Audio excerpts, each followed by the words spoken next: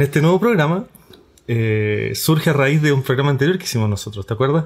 Sí. Que hablamos un poco del tema de la ansiedad, de la parte más difícil, digamos, de mezclado a la pandemia con el hecho de ser tejedora un poco, ¿cierto? O tejedor. Y gracias a esa iniciativa y que muchas personas nos habían comentado algunas cosas. Tenemos una invitada esta vez, que la conocemos nosotros personalmente. Pocas de las personas que conocen este podcast y que la conocemos personalmente.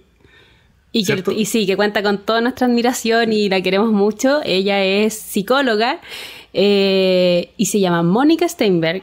La tenemos pero un aprecio tan grande por ella, por todo lo que ha hecho también, o sea, ha significado en nuestras vidas. Sí. Así que la queríamos invitar para hablar de estos temas que son tan transversales. Así que hola Mónica, ¿cómo estás? Hola, bien, muy bien. Esto es como la televisión, pero en radio. Claro. Pero en radio. Como nosotros hablamos antes siempre, suena un poco raro esto de presentar. Sí, ¿cierto? Sí. Pero hay que hacerlo en función del programa, del podcast, digamos, del episodio. Sí. Lo que la gente no sabe. Claro.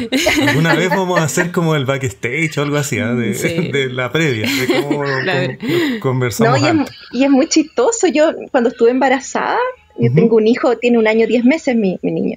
Y mientras estuve embarazada, salí en el programa de la Conia Churra. No te puedo creer. De esquí, fue una serie de eventos. Bueno, sí. Y claro, ahí todo es muy chistoso. Esto de que hay que rehacer como si estuviéramos hace 2 días con la misma ropa y te muestran como el mismo pelo. Ay, no te puedo creer. Claro. Es muy entretenido en realidad. El equipo es fantástico. Yo me la pasé chancho, la verdad. Qué bueno. Sí. Y nosotros que amamos a la Conia Churra, nosotros acá en la casa también somos fans de ella. Sí. Todas las recetas. Yo estoy ahí. Pasamos por el periodo Conia Churra. Nos encanta. Entre maricón de corridas churras fueron como... Además la Connie ella es un amor, además. Eso, supera la cocina, es como entrar un mensaje de vida, o sea, es mucho más profundo. Yo creo que por eso, claro, influye tanto en las personas todo lo que ella hace. Sí, todo lo que ella hace. Sí, ella... Y como te digo, el equipo que tiene ella también son un amor, es un agrado en realidad. Qué genial. Como formar parte de eso un ratito, así, el tiempo que dure la grabación. Pero participar de eso, sí. Claro. Bueno, acá lo vas a vivir a microescala. No con el nivel de producción de la Conia Churra, pero bueno. Claro. No nos da para tanto. O sea. Sí, pero igual vamos a sacar lo mejor de tu voz. Claro. Muy bien. Vamos a ecualizarlo así, pero perfecto.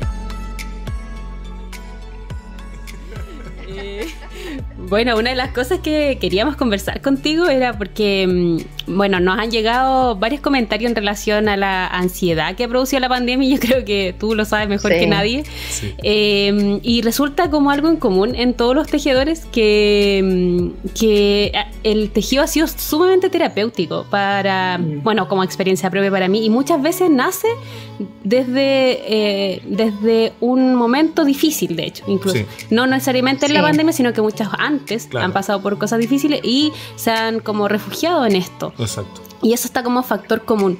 ¿Tú qué crees que... ¿Por qué razón puede generar esto? ¿Por qué nos volvemos tejedores? Sí, ¿por qué no? Sí. O si no es tejedor, política pública. Es otra actividad similar que tiene las condiciones del tejer un poco, sí. Sí. Bueno, hay múltiples razones. Yo me he encontrado incluso con gente, y esta también es mi experiencia, que cuando yo estudié en el colegio, hace mucho rato, nos obligaban, a los hombres los hacían hacer actividades con madera y serrucho, y a las mujeres nos tiraban a tejer y coser.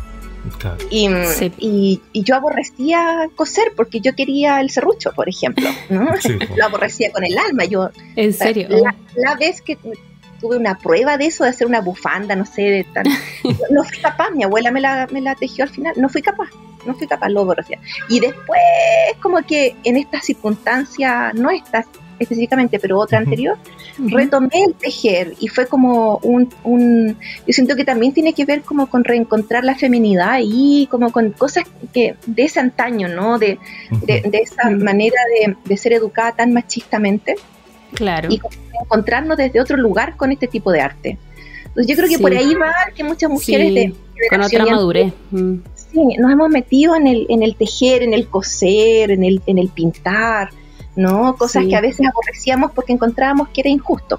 Sí, eso sí es verdad, como sin tanto prejuicio, porque a lo mejor antes era como que sentías que había una connotación, como dices tú, mucho más desde el machismo. Ahora yo siento que como que uno lo ejerce con más libertad también, sin pensar que es un acto. De hecho hay hombres también que tejen, y está mucho más abierto eso, y también como un acto como bien de relajación. El otro día estaba en una charla de mindfulness y me hizo mucho sentido. No sé si se aplica así tan directamente, yo creo que sí, pero que decía que era una neurocientífica que hablaba sobre la relación entre el estar concentrado y la felicidad. Entonces había de hecho una publicación que decía como un cerebro concentrado es un cerebro feliz, así como en Nature, una publicación así súper.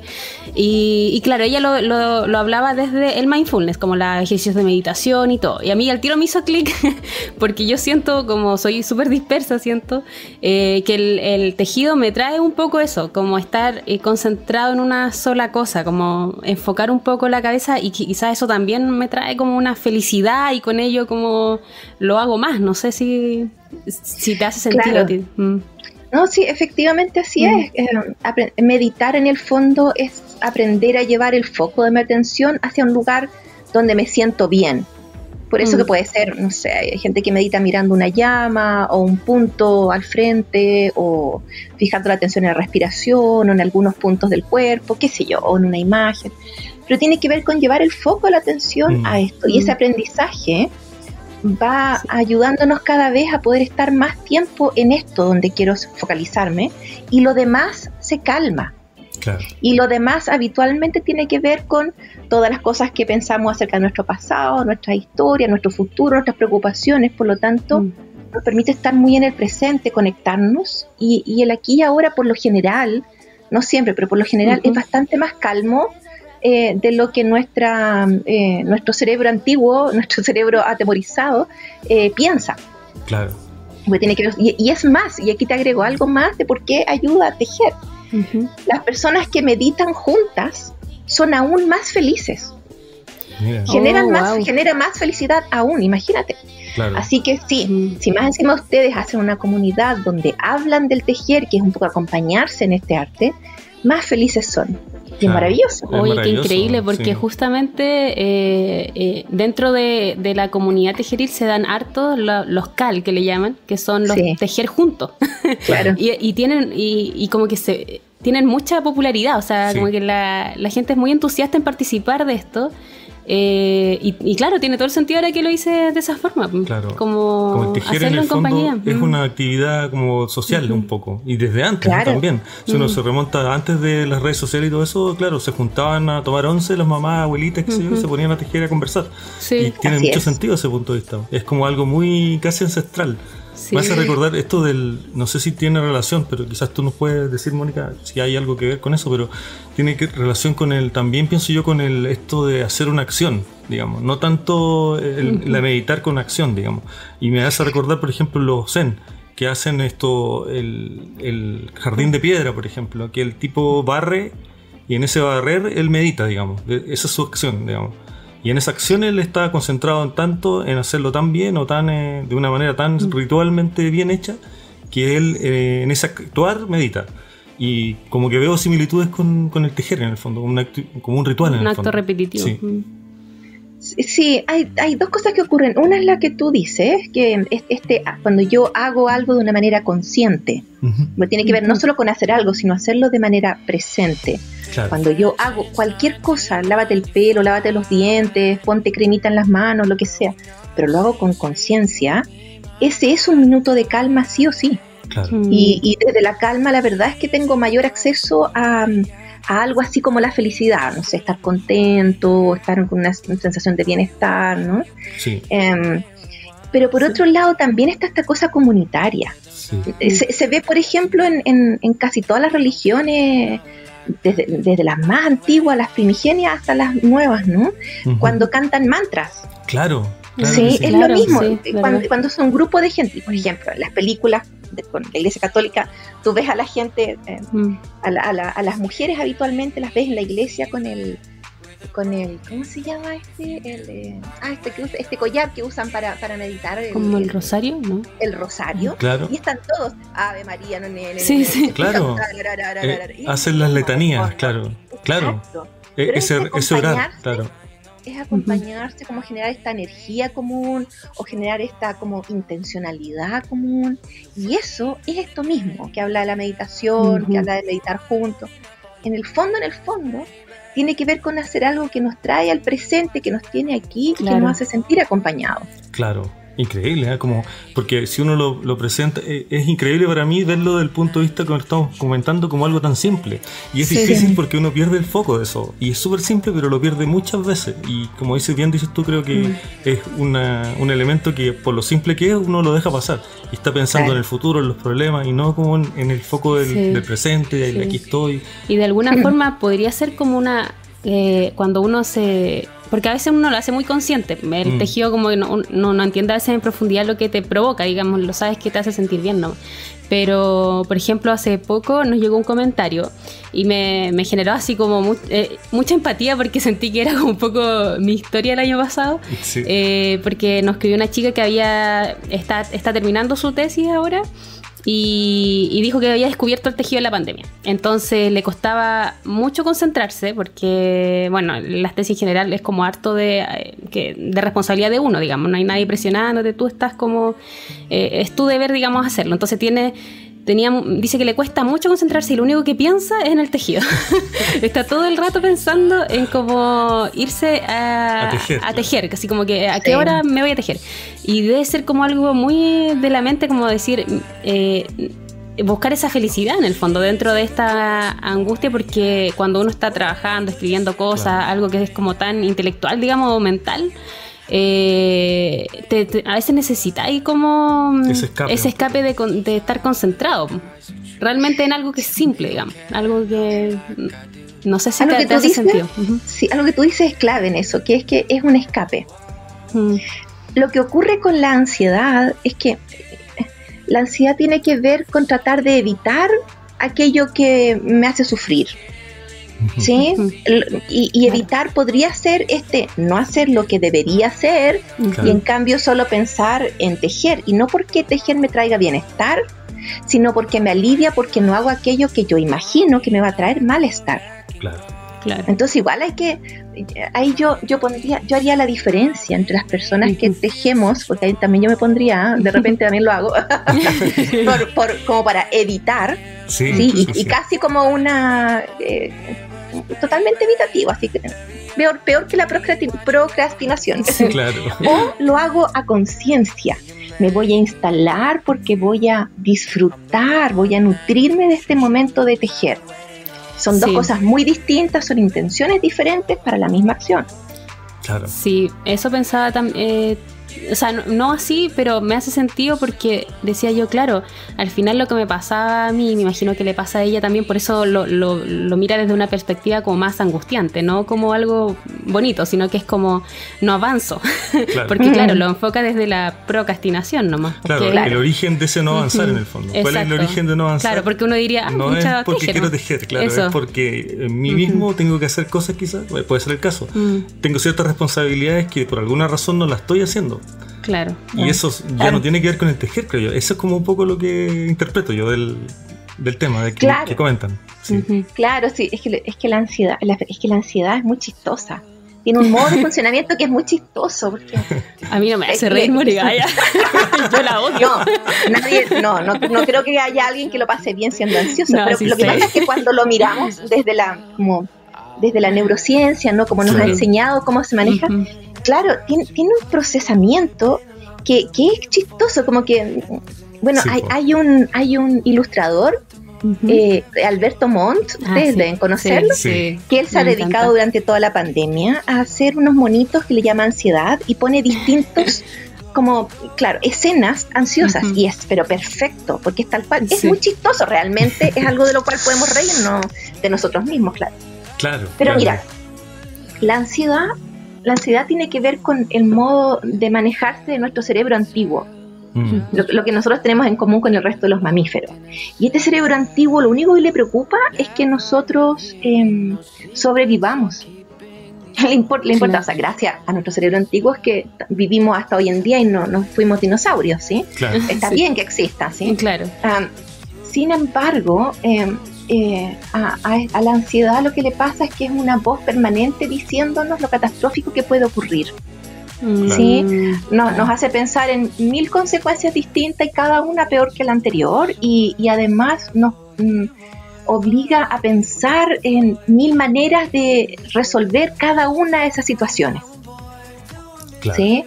Entonces como que activa cosas, protocolos, digamos, de alertas, ¿cierto? Claro, porque mi mente lo que está intentando es buscar una solución a esto, una salida a esto, pero desde la mente nomás, ¿sí? Yo puedo pensar en, no sé, porque tengo que hablar con una persona de algo que es incómodo y empiezo a pasar todas las películas del mundo. Ya, pero si me responde esto, yo tendría que decirle esto y esto otro, porque no puedo hacer. Pero si me responde esto otro, tendría que hacer no sé qué. No, pero es que para eso un día yo llegando de esta otra manera, porque si no, pero si por esto otro, entonces, claro. Empiezo a pasarme todas esas películas, gasto horas en esto, obviamente. Sí. Y lo que la ansiedad generalmente logra hacer es que yo claudique. Claro. Es tal el nivel de neura que me da la idea de tener que enfrentar esto, que busco cualquier excusa para no hacerlo. Sí, o sea, al final como, si en realidad mejor no hablar con esta persona, porque las cosas están bien como están, para que darle más vueltas, ¿sí? Entonces, no, encuentro la mejor solución. Y lo que pasa es que mi ansiedad, mi cerebro antiguo quiere evitar exponerme a algo que me podría hacer daño, ¿sí? Tiene una muy buena intención. Claro. Una muy mala conducta, pero una buena intención. Se parece como la alergia, un poco. Como lo describe, como la alergia, ¿cierto? La alergia, uno está alérgico porque el cuerpo cree que reacciona. Claro, algo que es patógeno, que te va a atacar, y no, en realidad no es así. No es. Claro. Y lo otro también, el otro concepto creo que tiene que ver es el boicot, en el fondo, que el producto de todo eso es el boicot, finalmente. Como y los que somos un poco ansiosos siempre tendemos a ese boicot de no lo voy a hacer porque voy a ir mal, no sé. Eso. Y encuentras justificación para eso, ¿no? Exacto. Te encuentras toda la razón. Sí, pues no, si uno tiene una capacidad de persuasión con uno mismo impresionante. Ahora la gracia es que estos pics de ansiedad duran un rato.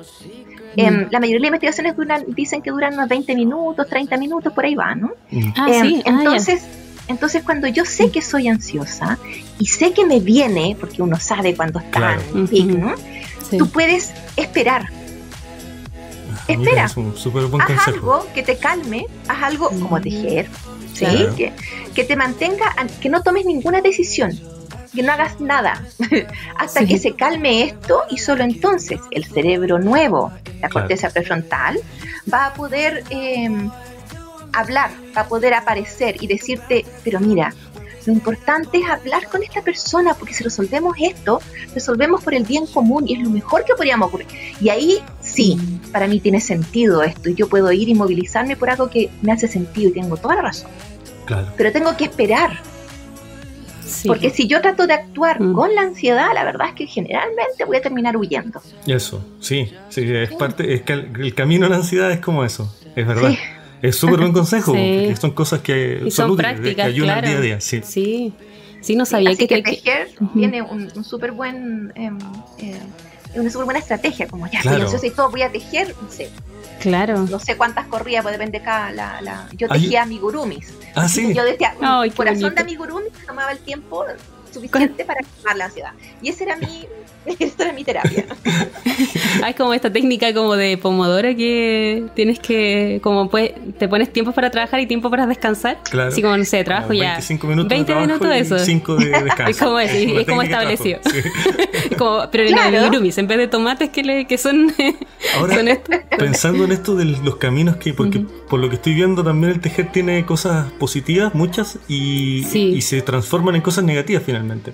Pasa mucho que cuando ya estás en este bucle de ansiedad, el tejer no soluciona, sino que se transforma como un poco problema, porque ya pasa a ser el centro de tu... Le pasa a muchas tejedoras y tejedores, que se torna una presión de tener que sacar, como estamos en redes, ya todo está conectado, digamos, el tema, hay imágenes de Instagram, etcétera, que te empiezan a exigir estándares.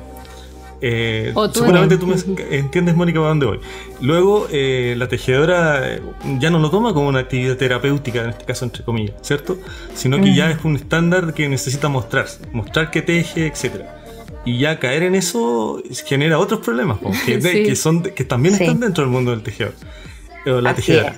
Y son súper duros, porque en el fondo, bueno, es un problema que también está a todo nivel. Lo que pasa es que se traduce porque estamos hablando de tejedores y tejedoras, pero se da muy fuerte en eso, de tener que mostrar algo que eso, cuando se mezcla con las redes sociales. Las tejedoras no tienen un tiempo para tejer, y si no alcanzan a tejer eso para mostrar, luego quedan sin nada que mostrar y les viene angustia porque no tienen nada que mostrar, y es como una especie de competencia. Es terrible, bueno, yo lo encuentro terrible en ese sentido. La competitividad, sí. Obviamente no son todos, pero hay personas que son más susceptibles a veces, y a veces uno no se da cuenta, porque a veces no es por el tema incluso de competir, sino que a veces pasa que es como por el deseo de, como estás tan bombardeado de cosas hermosas, que quieres tejerlo todo y empiezas como un poco, como a ponerte ansioso, esto entre comillas, como... Que lo emparento mucho con esto del mostrarse feliz. Tú en este último tiempo, sabes, Mónica, seguramente ya te van a ver hasta tesis de esto, de que, ¿cierto? Porque es súper conocido esto de tengo que mostrarme como feliz totalmente en las redes, y es como porque de esa forma tengo aceptación y me convenzo un poco que soy feliz, pero en realidad tampoco soy tanto, entonces me autoengaño un poco. Y eso se da también en el tejido, desgraciadamente, porque está susceptible a eso. Todo está susceptible a eso, digamos. Es que eso que tú describes esto que hemos estado describiendo son como las dos formas en que funciona nuestro cerebro antiguo. Una tiene que ver con esto de reaccionar ante lo que nos dé susto, lo que nos dé miedo, y huir de eso, ¿no? Por eso evito. Y otra tiene que ver con la búsqueda de la felicidad, pero sin sentido. Entonces está sensación de logro. Claro. Entonces yo, si logro completar ese chaleco, voy a sentirme feliz. Y efectivamente llego al chaleco y siento este pic de felicidad, casi como si te pusieran como antidepresivos a la vena, así, ¡ay, qué rico, lo logré! Muestro las fotos, no sé qué. Pero rápidamente, porque es igual que una droga, ese pic baja y yo vuelvo a necesitar otra vez ese shot y vuelvo a buscar otra cosa. Y eso es algo que, bueno, estos dos modos de funcionamiento son modos que nuestra sociedad usa demasiado, ¿no? Potencia mucho. O sea, en los colegios premian permanentemente a los niños hasta por ser buenos alumnos o buenos compañeros. Claro. Entonces, hay una cosa así en sentido. Claro. Es como una especie de inducción a la ludopatía, entre comillas, porque un poco está de estímulo, ¿cierto? Tiene este estímulo inmediato. Sí. Claro, y nos volvemos adictos a la búsqueda de sensación de felicidad, pero como a medias, ¿no? Y aquí la idea es poder invocar al cerebro nuevo, al cerebro más moderno, y usarlo, aprender a desarrollarlo, a que nos dé sentido de vida. Si lo que nos falta aquí hoy en día en general es sentido de vida. ¿Cuál es mi intención para hacer algo realmente? ¿Es solo lograr un pic de felicidad? ¿Es solo lograr, no sé, 1243 likes? ¿O es mi crecimiento? ¿O es mi sensación de que estoy haciendo algo útil por mi vida? ¿O estoy apoyando a otros? Esa búsqueda de sentido nos falta a la mayoría. Es algo que es necesario poner. Y hoy día que falleció Humberto Maturana, que puso eso muchas veces en juicio, yo creo que es el momento para releerlo. Exacto, claro. Sí. Él hablaba en una de sus frases, que yo soy pésima, tengo que hacer apoyo, pero él hablaba en esa frase de que tenemos que llegar ya a un momento donde la competitividad se claudique. Basta, que tenemos una necesidad de co-crear, de hacer una co-sociedad, de ser personas colaborativas. Y es tan cierto, pero por Dios que nos cuesta, porque el cerebro antiguo, imagínate que lo tenemos desde que somos algo así como humanos andando en dos pies. Tira tan fuerte, nos cuesta mucho dar este otro paso. Sí. Y eso es bien importante porque al final uno dice, y algo que lo hemos conversado también antes, el tema de hacer comunidad, de la importancia de la comunidad como tal, y de apoyarse entre todos, porque y de hecho, bueno, no lo habíamos pensado así como de la neurociencia, pero sí decíamos, qué loco, porque primero, claro, si uno lo piensa así como egoístamente, uno mira tu metro cuadrado nomás. Claro. A uno mismo y lo que te conviene a ti nomás. Claro. Y eso es lo primero que sale. Y muchas, a lo mejor, personas, y todos yo creo a lo mejor tenemos algo de eso, ¿no? Como de mirarse a uno mismo a ver qué es lo que me conviene. Claro. Pero es cosa como de sentarte a pensar un poquito más o estar más consciente de todo y mirar un poco más en perspectiva, como para entender de que en realidad solo no hago nada. Yo creo que esta pandemia igual nos ha llevado a al menos uno de los mensajes importantes es decir de que solo no vamos a salir de esto, tampoco podemos vivir solos, sino como sociedad. Por naturaleza incluso la pandemia dice eso, que no podemos salir individualmente de esto. Entonces, ya si por naturaleza está esa señal, eso llega finalmente y se hace como presente en todo, transversalmente en el pensamiento. Por eso quería despertarte gente que ya, no sé, quiere vivir más sano, etcétera. O sea, ha servido para reflexionar, creo yo también, tal como dices tú. Sí. Y siento que también tiene que ver con yo en mi cabeza apoyo, no me acuerdo cuál de los filósofos existencialistas decía, o sea, en realidad todo lo que yo hago es por el bien común siempre. Si yo hago algo conmigo, ¿no? Si yo me cuido, finalmente eso va a expandirse de alguna manera. Claro. Entonces, también es como pensarnos no como personas individuales, sino personas realmente viviendo en comunidad. Y es real. Todo lo que tú haces, alguien lo ve. A mí me pasa hasta el día de hoy. De repente hay gente que me dice, no, si en la universidad tú me dijiste eso, me hizo tanto sentido. Y yo no sé ni qué momento, qué dije. Claro. Y todos tenemos historias como esa. Yo, porque es real. Por eso es que es tan importante, siento yo, esto del autocuidado, que tan manoseado, pero es verdad. Porque si yo me cuido a mis compañeritos también. Claro. Sí. Y desde la profundidad de lo que significa eso. Claro. Porque como dices tú, por ejemplo, todo esto de hacer las cosas de forma consciente te va a llevar también al autocuidado. Es como, como casi una consecuencia si uno lo hace realmente de forma consciente. Y estas cosas que dice, por ejemplo, claro, que a lo mejor tú le hablaste a una persona en ese momento, seguramente se lo dijiste como muy conectado con esa situación. Todo al final son consecuencias un poco de eso, de estar en el presente. Eso. De transmitir cosas que tú realmente, que vienen desde lo profundo de ti, ¿no? Y sí, pues cuántas veces nos han dicho cosas, el otro sin pensarlo y sin querer herirnos, pero nos hirió tanto también, ¿no? De ahí la importancia de ser consciente. ¿Qué estoy diciendo? ¿Estoy diciendo lo que va a aportar? Es tan importante eso. Sí. Exacto, sí. Bueno, otra cosa que habíamos visto también, que nos gustaría que nos contaras, de que tú estás en un método de formación. Sí, cuéntanos un poquito de eso. Que me causó mucha curiosidad y quería que nos contaras. Sí, también. Cuéntanos un poquito de eso. Alba Emoting, sí. Alba Emoting, sí. Exacto, sí. Alba Emoting, sí. Este es un método precioso que fue creado por una mujer chilena en la Universidad de Chile en los años 70. O sea, no solo por ella y por dos más, pero luego ella lo siguió. Ella le dio alas a esto en realidad. Claro. Ella se llama Susana Bloch, aún vive, y es una mujer maravillosa. Y claro, ella creó este método en eso entonces. Ella es una psicóloga, pero en ese entonces se dedicaba a otras cosas. Y lo que ocurrió fue que hicieron una investigación acerca de las emociones y hicieron toda una cuestión que no voy a contar porque me puedo comer toda la hora entera. Pero lo que conecta mucho con la conversación. Sí, por eso me acordé. Dije yo como, porque tiene que hablarnos de esto ahora. Sí, porque conecta mucho. O sea, la idea es que ellos lo que hicieron fue describir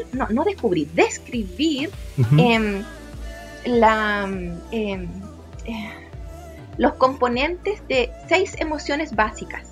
Claro. O sea, claro, ellos limpiaron y definieron que hay 6 emociones básicas y describieron el patrón efector de esas emociones básicas, o sea, cómo es la disposición de mi cuerpo, cómo es mi mímica facial y especialmente cómo es la respiración para poder acceder a esa emoción básica. Claro. O sea, entonces, como a través de la corporalidad es posible conectar con esta emoción. Esa es como la... Exacto. ¿Cierto? Exacto. Super. Entonces, en un principio esto fue muy usado por los actores, porque de manera obvia, ¿no? Imagínate no tener que acceder a tu memoria emotiva, sino simplemente usar el cuerpo para esto. Eso. Y que es mucho más sano también. Mucho más, claro.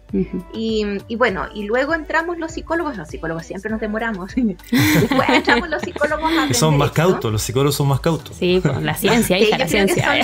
Son más incrédulos nomás. También, bueno, también. Más incrédulos. Pero bueno. Y bueno, y claro, es un método que ayuda muchísimo a descubrir, ¿no? Cómo yo efectivamente vivencio mis emociones, cuáles son las emociones que yo habito más habitualmente, cuáles evito, ¿no? Cuáles habito y cuáles evito. Sí. Y eso favorece mucho como mi ser. Hay un poema de Rumi que habla de que abrirme a las emociones como si yo fuera una casa y le abro la puerta a cada emoción, como un invitado que entra a la casa. Claro. Y esa es la idea. Eso, como cuesta eso a veces, uno como ser humano postmoderno, no sé ya en qué etapa estamos ya, indefinida, ¿cierto? Cuesta mucho, uno tiende a cerrar emociones, como me hace daño, tiendes a asociar, esta emoción me hace daño, la cierro, no la libero, digamos. Y es súper doloroso al final. Sí. Claro, acá hay una comprensión de las emociones como algo que no es ni bueno ni malo, y cada una de ellas es adaptativa. Claro. Cada una de ellas nos trae una necesidad desde el cuerpo, y cada una tiene su propia utilidad, entre comillas, ¿no? Su propia profundidad. Eso, claro. Que en el fondo no hay, como bien dices tú, no es que sea bueno o malo, no hay un juicio como ético de las emociones. Exacto. No tendría uno por qué enjuiciarse, porque en el fondo estás enjuiciando como tu naturaleza. Yo no pensaría todo lo contrario, la verdad, porque... Claro, es que estás enjuiciando tu naturaleza, pienso yo, y es como súper injusto, te estás enjuiciando como por ser como eres, digamos. Es súper complejo. Sí, y a la vez, ¿cómo se lleva a cabo, por ejemplo, el convivir o sea, en este mismo método, como tratar de sobrellevar emociones que son complicadas para la persona? Porque yo creo que todos tenemos distintas emociones que nos complican. Sí. ¿Y cuáles serían como las formas? Tips, dices tú. Los tips, así. Es difícil hablar de tips porque la verdad es que esto es súper individuo dependiente. Claro. Sí. Cada persona lo vive de una manera muy particular. Cierto. Y además, en el mundo real no vivimos con las emociones básicas, sino tenemos una mixtura, una sopa caldúa llena de cosas distintas con cada ingrediente. A cada uno nos gusta más sal, más pimienta, más orégano, más no sé. Entonces, hacerlo ahora.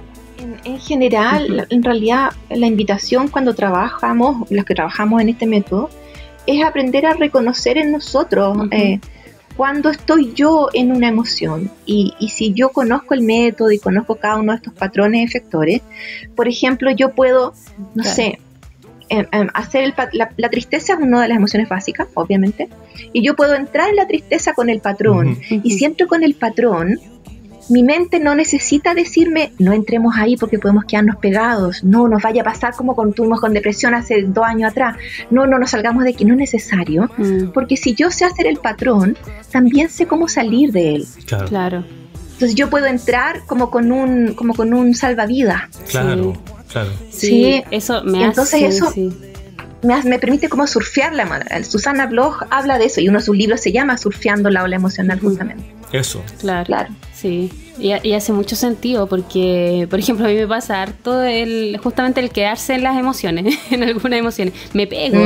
Y de hecho lo hemos conversado a veces con el Pablo cuando estoy en ese modo. Claro. Y a veces digo, pero...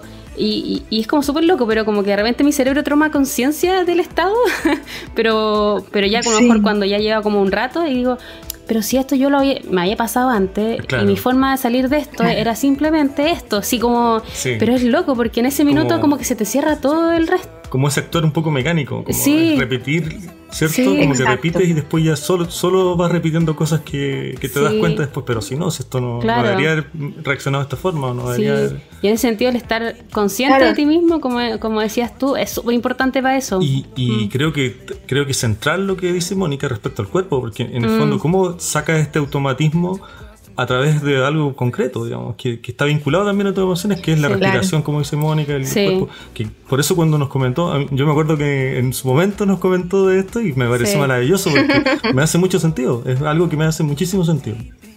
Sí, bueno, nosotros, yo hago una formación en esto, ¿no? Con algo así como un postítulo, con una colega que se llama Silvia, y con Silvia hicimos un canal de YouTube en algún momento y pusimos unos videos como mostrando, no del todo los patrones porque no nos atrevemos, porque cuando trabajo las emociones al otro le pasan muchas cosas, entonces hacerlo así, dejar al otro como solo, así ve tú con lo que te pasa, igual es un poco un poco irresponsable, sí, ¿no? como que, sí, como que a veces falta contención, depende de las personas, como bien dices tú, hay personas que se lo pueden hacer muy bien, digamos, y otras quizás falta más contención. Claro. Igual y de hecho, incluso en la meditación, porque en esta misma charla que yo había estado, la niña igual menciona eso, ahora que lo dijiste tú también me llama la atención, que decía, no busquen cualquier meditación en YouTube, como cuidado con eso, decía, y yo me llamó la atención porque dije, pero qué malo puede ser, como, qué problema puede haber, y decía que no era así terrible, pero que sí, cuando estás solo, a veces no estás como contenido y estás metiéndote un poco en esta búsqueda más interior, es complicado consumir cualquier cosa, como... Sí, y... claro, que ocurren hartas cosas. Cuando yo hago cosas solamente viendo en YouTube, muchas veces la técnica se vuelve solo una técnica y se pierde el sentido. Claro. Y sin sentido, sin intencionar esto, sin una actitud particular, la verdad es que no sirve de nada por un lado. O también pasa por el otro lado que a veces yo muevo el cuerpo de una manera, respiro de un modo que no lo había hecho, o al menos a conciencia, o me calmo un momento y entro en un espacio que jamás había habitado, una habitación a la que nunca había entrado, y no siempre podemos tolerar lo que encontramos ahí. Sí, algo así también decía esta chica también, justamente eso, que habitas como otros lugares a veces. Eso, se descubren lugares que tú no quieres, no entraste nunca y abriste esa puerta. Claro, yo me acuerdo... Y a veces cuesta entrar. Yo me acuerdo una vez, hace mucho, porque estaba en Conce, hace mucho rato, fui a hacer una clase de prueba yo siempre hice Kundalini Yoga, pero quería probar otro, y entonces entré a una del yoga, el Hatha Yoga, que es como el típico, el que todo el mundo hace, y era una clase así, súper gimnástica, ninguna profundidad, ninguna reflexión ni nada, pero nos hizo hacer una posición, otra posición, y de repente me hizo hacer una posición y luego otra, y empecé a llorar, y yo no entendía de qué, y lloré, y seguí llorando toda la clase, y en ese entonces ya estaba un poco terapia, gracias a Dios, entonces no me dio ni vergüenza ni nada, pero yo creo que 30 minutos de la clase lo lloré, el profe me miraba, y yo le decía así como que no, déjame nomás, pero solo fue por mover el cuerpo distinto, solo eso, no hubo cabeza, no tuve ninguna imagen relacionada, no se me tiene una historia de algo terrible, nada.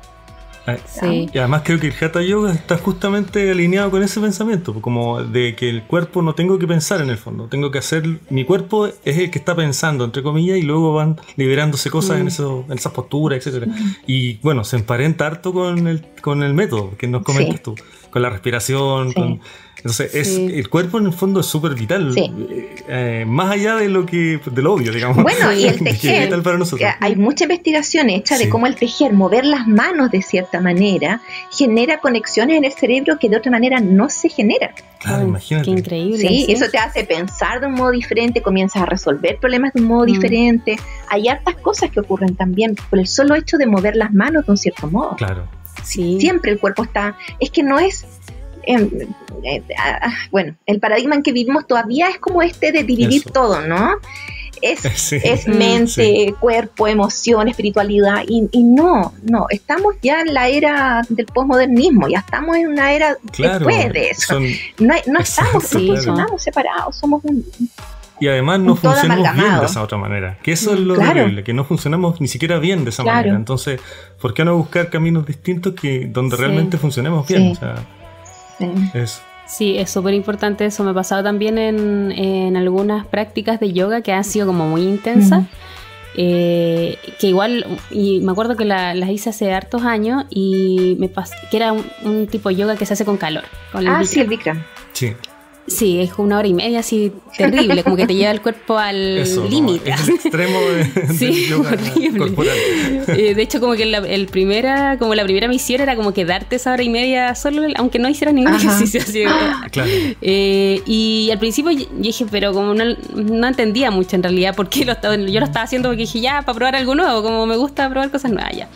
Y fui, y después me pasó y que iba con unas amigas y salíamos tan contentas.